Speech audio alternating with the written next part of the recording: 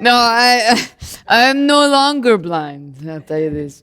My name is Matthias, and I did once live like this. I was dependent on this. I was born blind. Have you ever known anyone born blind? Anybody? No? Do you know that there's something that changes when you can see? Do you know you don't hear as well? Do you know this? I remember, I'm back here, I'm listening to this beautiful music. And I'm remembering that when I could not see, my hearing was heightened. Eh? And I remember I lived most of my days on the side of a road. This is how I made my living. Because as a blind man, in my culture, I could not work. Okay? We did not have the things that you have accessible to you today for people who are blind. If you were blind in my day, there's none of this. The only way that you can make money is, how do you think? To beg. And you know, I would find a spot that there would be many people that would go by. It's just smart, right? The more people, the better the odds that I'll get something. Well, I'll tell you, this one particular week, it was a festival in Jerusalem. Have you ever heard of our festival of the Tabernacles? Anybody ever heard of this festival? Of shelters is another name for it. This was a week-long celebration where you were to travel to Jerusalem to celebrate, and it was to remember that God is our provider. It was to remember how we lived, my ancestors, in the wilderness for 40 days. Do you remember how they lived? Tell me something that you know. What did they live in for 40 days? For 40 years? Tents. They lived in tents outside, little shelters. And the one that provided for them for 40 years, who was it? Himself. Provided them with the manna in the morning, every morning, for 40 years. And the even quail they had sometimes, right? For 40 years, their shoes did not wear out on their feet. Their clothes did not wear out. Can you imagine wearing the same thing for 40 years? That's when you would hope everyone else is blind. And that they had no sense of smell. But anyway, for 40 years, God provided for them. And he told Moshe, that's Moses, when they were going to the promised land, he said, they are to celebrate. You are to remember by celebrating this festival. And so what we would do, we would build these little structures. And for 7 days, we would live outside. Have you ever done this for fun, kids? Where you set the tent up in your backyard? Have you done it? No, you're terrified? You don't want to? Okay, camping is so similar. So this is really what he was asking his people to do. I want you to camp in the backyard for 7 days. But you know what was funny about the timing of this was when the time of the season was getting colder. And it was becoming rainy. And everybody else is going inside, and God's telling his people, go outside.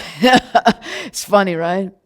Well, this is what was good for me, though, because everybody was coming to Jerusalem steady for 7 days. And they were going to the temple every day. So guess where I found a place on the roadside close to? What do you think? The temple gate. Now, I had to be careful because people didn't like me too close to the temple. Do you know why?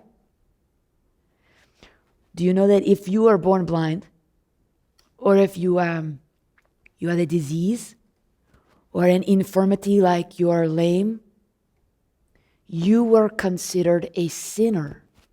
Did you know this? Yes. They would assume and teach that either you are being disciplined by God because of your own sin or because of your parents' sin. This is what our religious leaders taught. So not only could I not work, the other thing I was not allowed to do was worship.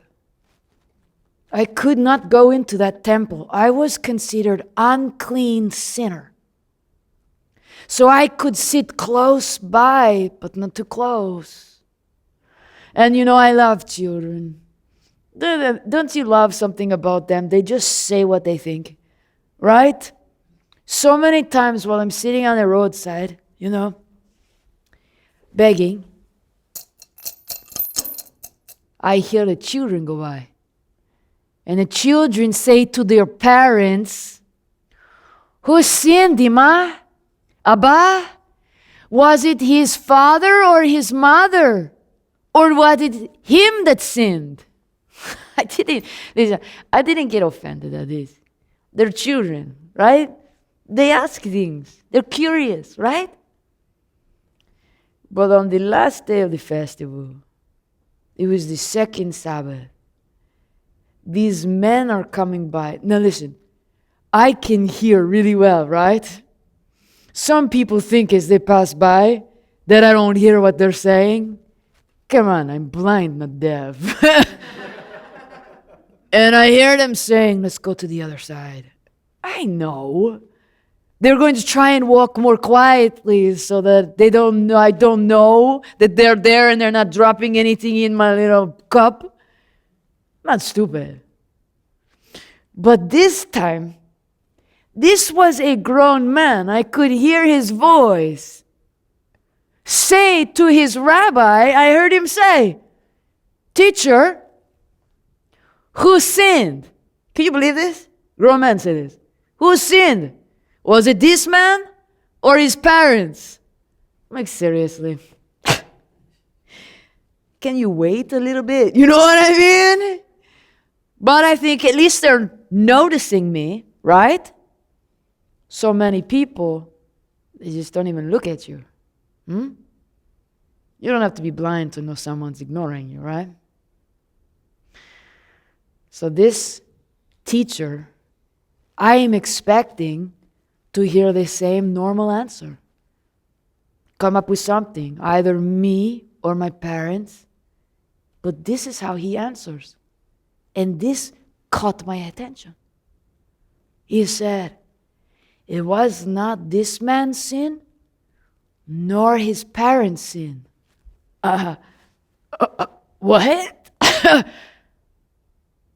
Because listen, when you are told something your entire life by the people that you're supposed to listen to, you start to believe it.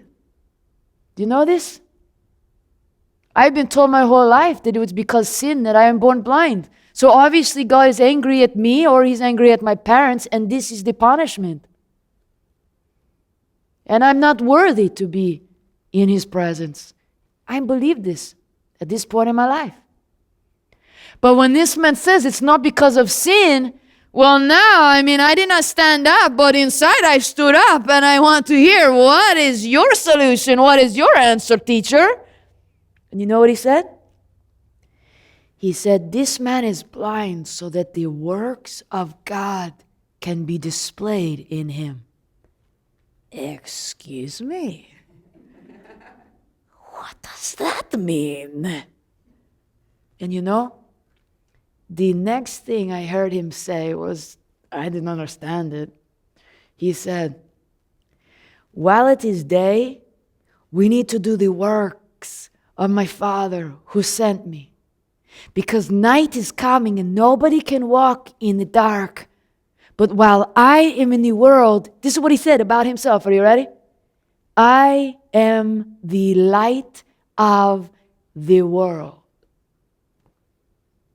Pretty big statement, don't you think, for someone to say about themselves?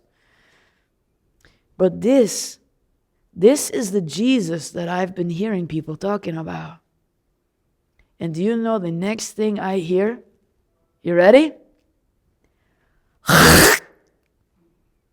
I know that sound. So many times I've been on the side of the road and I've been begging, asking for anything, just a little bit. And I have heard, what does that mean? It's coming. Someone's going to spit, and you know what I would do? Duck and cover, baby.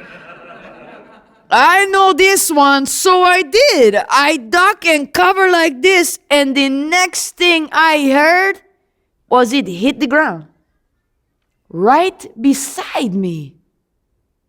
Oh, well, either this man does not have good aim, or he did this on purpose. And then I could sense him come close to me. What in the world? A rabbi does not come close to a sinner. And I could feel, do you know you can close your eyes and you can sense someone beside you? Do you know what I mean? He came down beside me and I could hear him messing in the dirt. And the next thing I feel is his muddy hands on my face. Guys, this is not usually what you do to a stranger. You don't smear mud in their face. But he did. I remember feeling his thumbs just kind of massaging mud into my eye, you know? And when he took his hands away, he said to me, "Go and wash." Now, there is a pool in Jerusalem where people go to for healing. Does anyone know the name of this pool? Bethesda. This was the one. This was the pool of healing. It was said that the angel comes, stirs it up, and if you get in there first, you can be healed. So I am expecting the next thing from this teacher's mouth to be, go and wash in the pool of Bethesda. That would be going that way. But the next thing I hear him say is, go and wash in the pool of Siloam. What? That doesn't make sense. That's not a pool that gives healing. Why would I go and wash there? Okay. I knew how to get there. And so I did. I left and I walked all the way there. Now it takes me a little bit, right? Because you got to go slow when you're blind. And when there's so many people, there's that many more people to hit and bump into, you know. So I went slowly, but I got there. And I went down to the water. And guys, I took my hands. I put them in that pool. And when I brought it up to my eyes, before I even opened my eyelids, something changed. I could see light. Do you know what I mean? Close your eyes for a second. Can you tell that there is light on in this room? Well, how can you? You're nodding your head. Your eyes aren't even open. You know what I mean, right? Listen to me. I had never experienced that before in my whole life. Only darkness. Only darkness. When I took that water and I put it on my eyes and I washed that mud away, I could see light. It changed. I never experienced that before. And when I opened my eyes, do you know the first thing I saw? What do you think? I saw my face. I've never seen my face before. I didn't know what my beard looked like. I didn't know what my eyes looked like. I thought I need a trim and I need to wash this. Huh? I missed some here. I missed some here. I saw my reflection for the first time. And guys, listen, this is why I love seeing faces. I love faces. I've never seen them before. I had heard people speak, but isn't it different when you can see their face as they're speaking? It's so different. They might be saying something completely different with their face than with their mouth, right? Well, there's their face. Now, whose face do you think I want to see more than anybody's? No, I didn't even know him. I wanted to see my mother's face. I did. And do you know, I turned around from that pool. Do you think I walked home? No. For the first time in my life, I could run because I could see. There's nothing that I can trip over in my blindness. I could jump. I could step. When someone's in front of me, I could dodge them. As I was running home, this lady dropped a loaf of bread. I picked it up. I thanked her. She said, "Thank you." I said, No, thank you. Never been able to do that before. And as I approached the house, remember, we're celebrating shelters, so everybody's outside. And I could see my mother in the shelter with my father. And as I'm running up to her, she says to me, "Matthias, slow down." And I was like, "No, ma'am." I leapt over the fire, skipped past this rock, went straight to her, and I picked her up like this. And her eyes were big like saucers, but you know what? They looked like mine. She's beautiful. She has this dark, beautiful hair, and the skin is just like an angel, and her eyes big and brown like mine were, you know? And so I'm celebrating, and she's looking at me, and what do you think the question is on her face? What happened? How is this possible? And my father came over to me, turned me around, and he's looking in my face like this. And he said, "How is this possible, Matthias?" And I told him the story. I said, the man they called Jesus came out, and I told him, he put mud on my eyes. He told me to go wash. I washed, Father. And Abba, I can see. And as I'm recounting this to my parents, our neighbors, they came over. They don't usually come over because we're sinners. I mean, either I am or they are, right? They don't associate with us.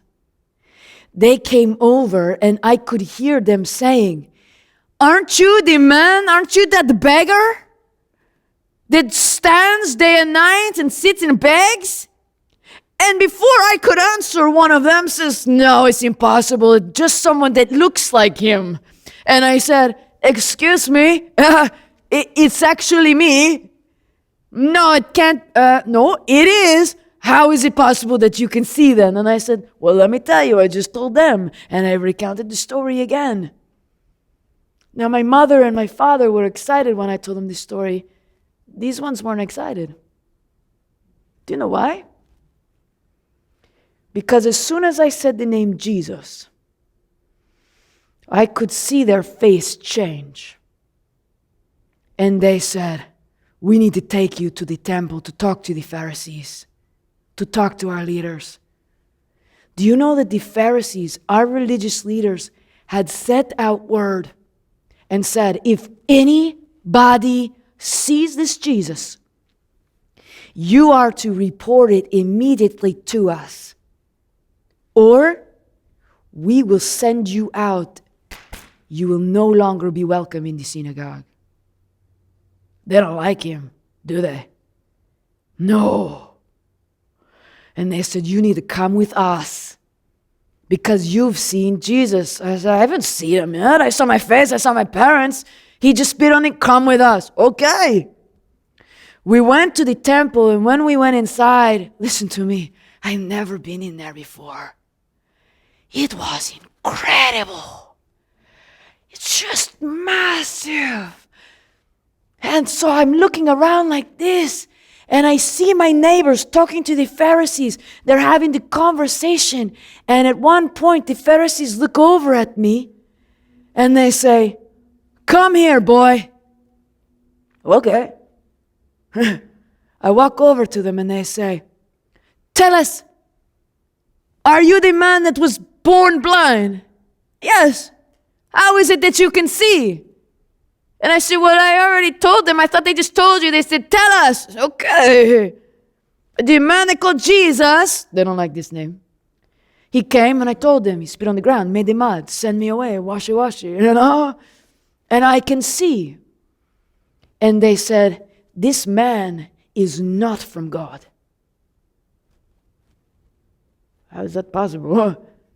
I was like, nobody has ever been able to heal blind since the beginning of time.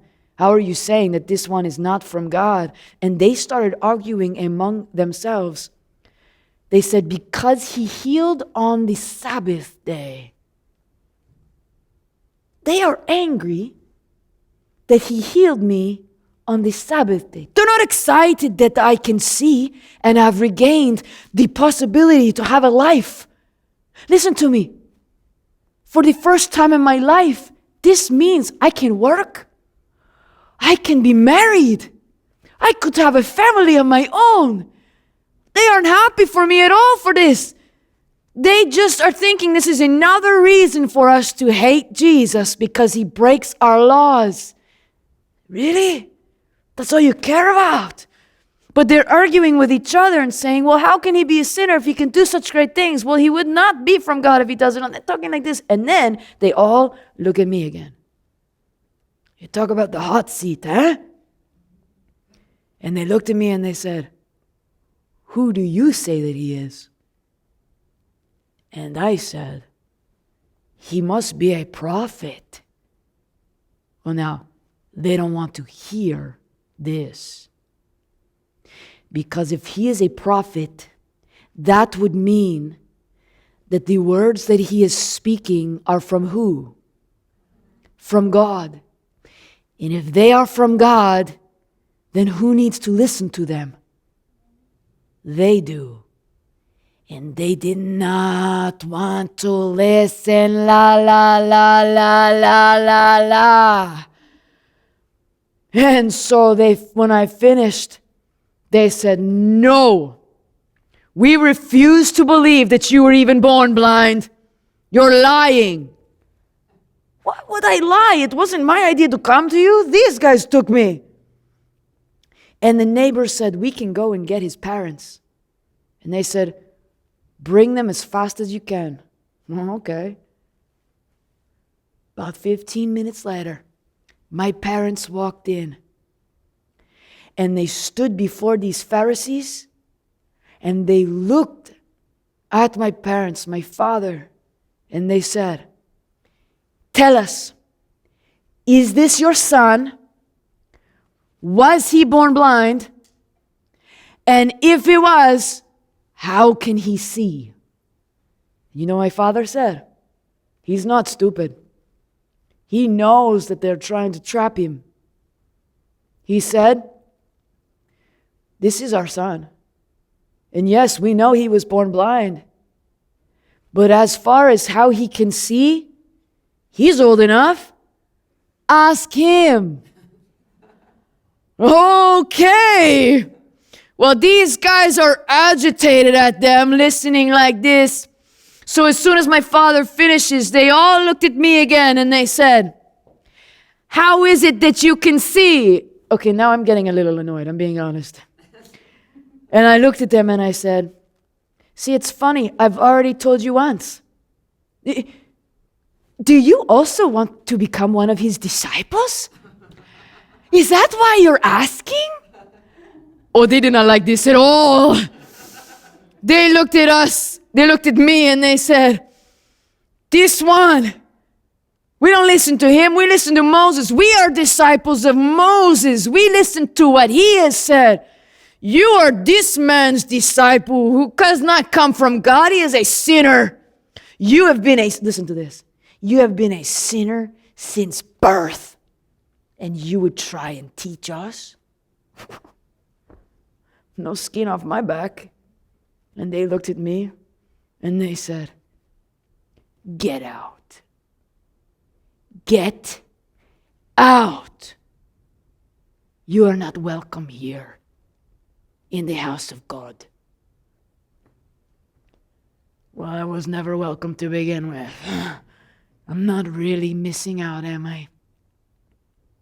I walked out of the temple that day, and I went back to the place where I spent so many days begging. And as I'm thinking about how my whole life is different now, since my eyes have been opened, I hear a voice behind me that is so familiar. And he says, "Do you believe in the Son of Man?" And I turn around and I knew this was the same voice of Jesus, the one who healed me. And I looked at him and I said, "Tell me who he is that I may believe in him." And that smile on his face, he looked at me and said, "You have seen him. And he's the one that you're looking at right now." And do you know what I did for the first time in my life? I fell on my knees and worshiped. Not in the temple, not according to the ways that they say have to take place. In the middle of the dirt road, I fell on my knees and I worshiped God, Jesus. And he said, "The Son of Man has come to give sight to the blind and to show those who think they can see that they are blind." And do you know that some of the Pharisees were right nearby? And they spoke up, one of them, and he said, "Are you saying that we are blind?" Oh boy. And Jesus, so calm, looks at them and said, "You remain guilty because you claim you can see. But if you were blind and you realized that you couldn't see, then your guilt would be gone." What's he saying? He's saying to them, you think you know the truth, but you're not willing to listen. And because you're not willing to listen, you remain blind. Your hearts are hard. If you would be willing to recognize your blindness and your need for healing, then I would heal you too. But they don't want to hear. You're like little children, right? La la la la la la la la. No, no, no, no, no, no, no. I don't want to look. I don't want to hear. I got to ask you, are you blind? Or do you see?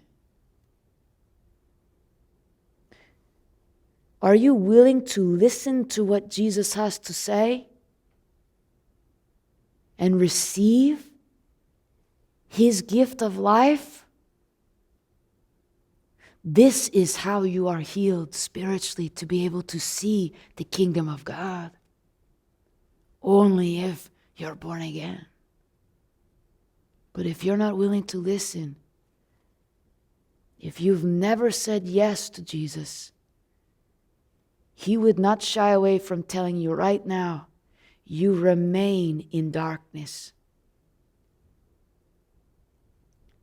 Jesus is the light of the world. And he came to show people their blindness.